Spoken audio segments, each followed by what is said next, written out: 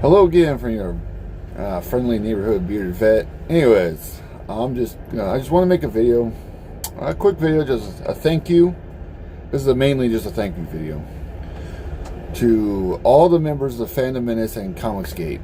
You guys have inspired me, like, a lot. And ever since the Last Jedi, I lost faith in so many of my favorite stuff. I just watching franchise like Doctor Who and Star Wars and all these franchises, sci-fi, geek culture, just being destroyed one after another, and it gets worse. And they're not helping. Like Lucasfilm is just, this whole High Republic thing is bullshit. I can't believe they're doing this to Star Wars. They got rid of the EU for the dumbest fucking reasons. So am I cursing. They'll be cursing this. This is not a kid-friendly video. But this is the thank you video to the Fandom Menace, Geeks and Gamers, Comicsgate, just everyone out there. True fans of Star Wars, true fans of the mythos that we grew up with, true fans of the EU, the books, all of it. You know, what we loved growing up, what we loved to read, what we loved to see, you know, the big screen, the experiences. You know, for me, Star Wars started with my father. He loved Star Wars. He literally took us out of school sometimes when new movies would drop, or older movies would drop again on theaters. He'd literally sneak us out of school. We sleep in a van all night so we could be first in line to see the new Star Wars movie. That's how much my dad loved Star Wars. And lately, my dad's almost given up completely on Star Wars. I think he just doesn't care anymore. And he sold all his books because he just couldn't keep them. He had like all the EU books too. That was crazy. I'm trying to collect them now. I got a couple on my phone, but mostly I like to get the hardcover. I like to actually feel the paper in my hands. But the EU was a great series. I wish, when Disney bought it, I was one who was excited for it. I was like, yeah, Disney has the money, they have the people, they have the resources. If they just put someone in charge that knew what they were doing, that loved the franchise, who loved the EU, knew the EU, who knew the writers of the EU, just brought them on board. Like, hey guys, your books are awesome. All the way from, Heir to the Empire, the kids of Han and Leia, when they followed, Jaina and Jason and Timothy and Zeke and, all these characters. Well, they inspired me. And I've been watching all these franchises die. I'm not, not schooled in writing. I'm not, I love stories. I love the hero's journey. I love reading and seeing, inspiration on screen. What Marvel used to be, now they're kind of not, because, unfortunately, Stan Lee died. It was one of the saddest days and the worst days for humanity. That man was a great man. And without him, I think Marvel is just slowly going downhill, especially the comics. The movies are doing all right. I actually really enjoyed all the way up. Endgame was okay. It was good, but it was not like Infinity War was great. It was fucking fabulous. But anyways, this video is a thank you to the Phantom Menace and all those guys who are fighting for us to have a voice. They call us a small minority, but there's millions of us. The ones they cater to are the small voice. The people on Twitter. Fuck Twitter. I'm not even on Twitter. I don't give a shit. You're not gonna find me on there. The place is a cesspool of fucking idiots. So I want to thank you guys because of you. One day they were talking about, our listeners, the guys who are sitting here watching us talking about our franchises dying, are going to be the next guys who make the next Lord of the Rings. Are going to be the next guys who make the next Star Wars level of fantasy, and it's going to explode. And I'm hoping I can help do that.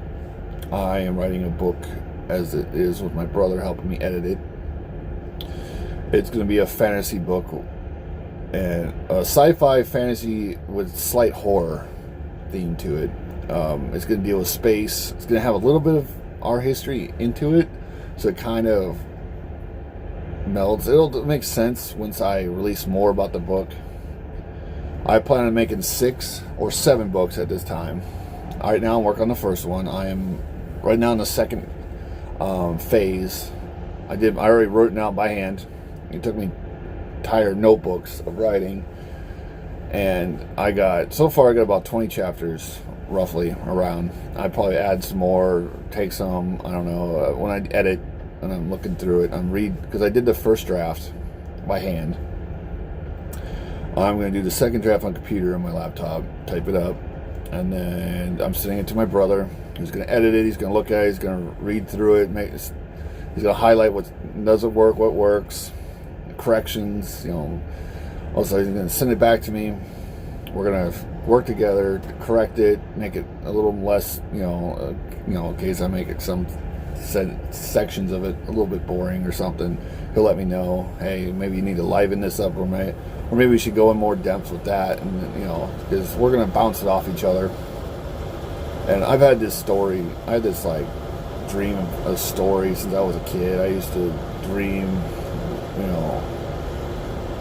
It pretty much went to a question I always had myself, because I'm a pastor's kid. There's a question always at the back of my head. What turned Lucifer into Satan? What force was out there that had Satan commit the first sin against God? What was it? What could have got him? And so from there, I decided to start making a fantasy story. That's all I'm going to say right now about it, though. It's a little teaser. It's going to be a fun. It's going to be huge. It's going to have a great background to it. We are working on different kind of lore and creatures we could put into it, and characters, and it's growing. And will it become as big as lore? I don't know. I'm doing this for the fans. I'm doing this for all fans out there.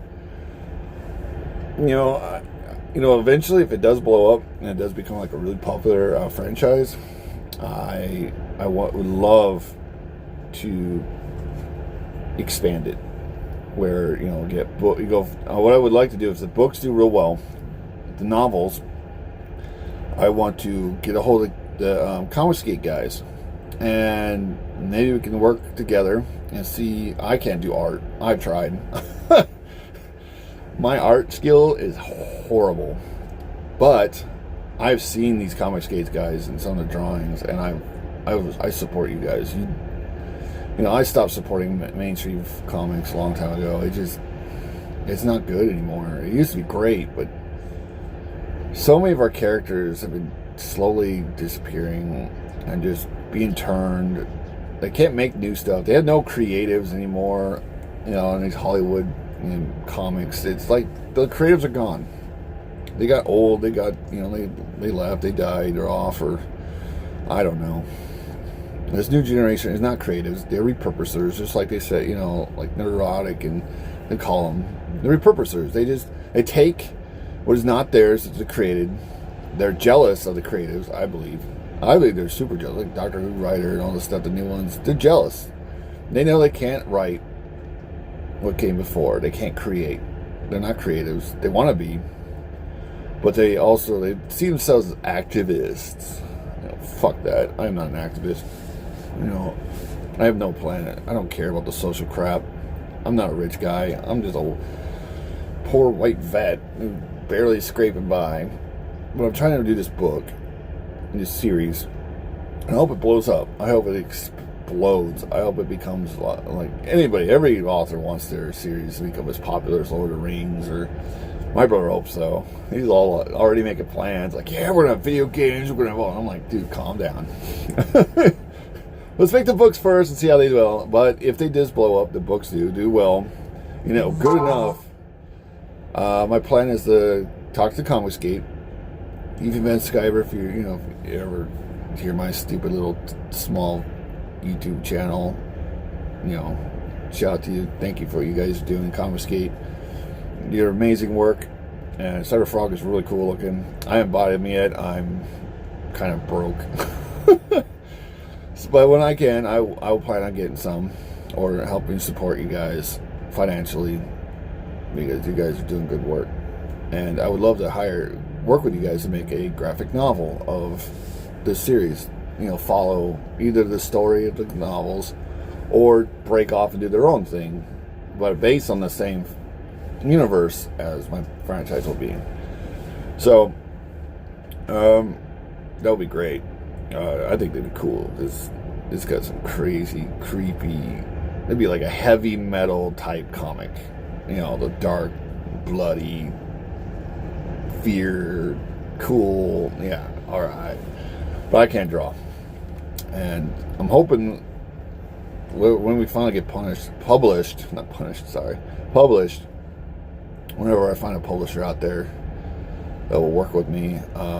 Right now we're about to send it off to get copyrighted, to find out what the series, because we don't know exactly yet what we're going to call the series, because there's a lot of names we come up with. But we got to get them copyrighted first, that way no one can steal our work. And then when that gets cleared and the book's ready, we're going to go to a publisher together, and we're going to sit down and hopefully can get it published. Like, decent. One of my favorite publishers is Forgotten Realms. I enjoy their book, a lot of their books, the D&D books, and all kinds of stuff. My favorite author is the guy who made Legend of Drizzt. Yeah, or Drizzt. I always used to call him Drizzt, but I think it's Drizzt. But those books are great. I read those things when I was in Iraq and Afghanistan, all my time. But anyways, this is a thank you to Nerdortic, to Even By Skyler, to Geeks Gaming, Jeremy. Oh, by the way, happy birthday, Jeremy. I heard it was your birthday the other day on a line stream. So if you see this, just happy birthday from a fan. I don't work for you, but I'm a fan. I'm starting up YouTuber. I'm just doing phone videos, like you said. Sometimes you just gotta start. I don't have a major computer yet to really do much.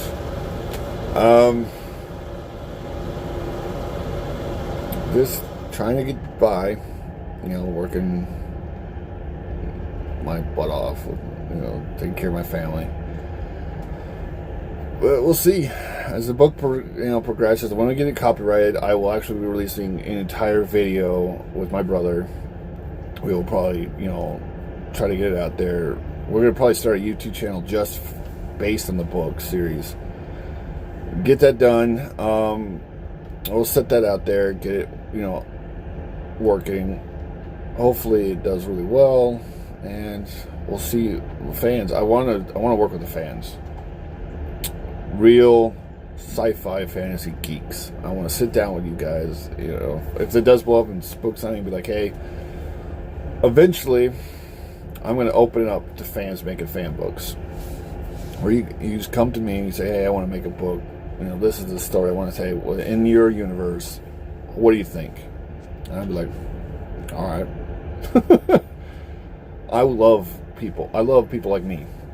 There's simple people who love to read fantasy, who love to explore unknown territory through stories and mythos, and combine everything together to just see something fucking epic.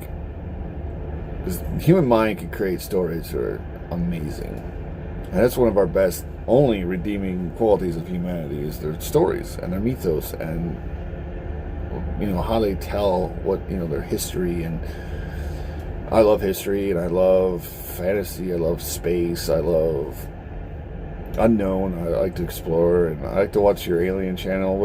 I can't remember the name right this second, but from Nerdortic and those guys. The Inquisition's one of my favorite ones. Let's see, Doomcock. Thank you to Doomcock. They're all there sitting there fighting for us. I don't have any, I'm not nearly as big as a channel as those guys. I just want to thank them, because that's all mostly that's all I watch. I don't watch cable really anymore. I have Netflix and I have Disney Plus. I got it from Mando, which I really liked Mandalorian.